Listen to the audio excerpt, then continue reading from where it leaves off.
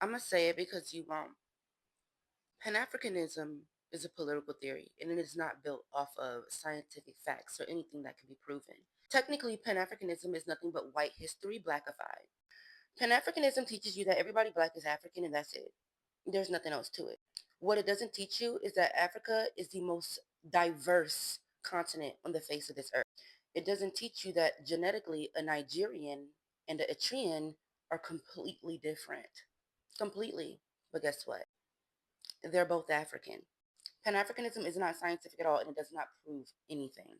A Yoruba person and a person from South Africa could be more genetically different than a Chinese person and a Norwegian. What Pan-Africanism ain't going to tell you is that black people in America went through an ethnogenesis. And black Americans and continental Africans are different genetically, though we are related.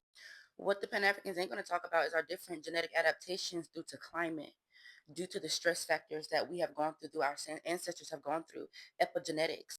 They're not going to talk about the different blood types and haplogroups. They're not going to talk about the different features, hair textures, body types. They're not going to talk about that. They like to simplify everything down to being black because the truth be told, a lot of black people don't like complex conversations because it's too much for their brain to comprehend. So the Pan-Africans boil everything down to, but we're all black, so we're all African, which makes absolutely no sense being that race is a political theory too. It's not real. It can't be measured scientifically. It can't be measured through your blood. Black Americans are genetically related to continental Africans, but we are not the same as those people. The same exact way some Black Americans are more genetically related to white Americans than continental Africans, but yet we're not white. I don't know. Genes just seem to work so different. But all Black people, especially Black Americans, know all we know is black and white.